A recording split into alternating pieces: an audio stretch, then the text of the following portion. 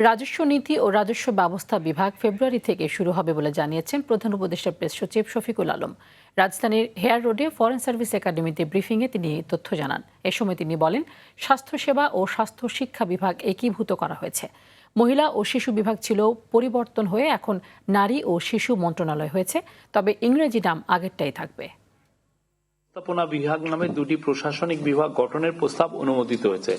আপনারা জানেন এটা বেশ আগেই এটা নিয়ে ডিসিশন হয়েছিল এবং সেই জন্য অনেক কাজ এগিয়েও গেছে, কিন্তু এখন যেহেতু এটা প্রশাসনিক নিকারের মিটিং এটা একটা এটা অনুমোদিত হওয়াটা হচ্ছে সরকারি বিধান, তো সেই অনুযায়ী আজকে এটার অনুমোদিত হয়েছে এবং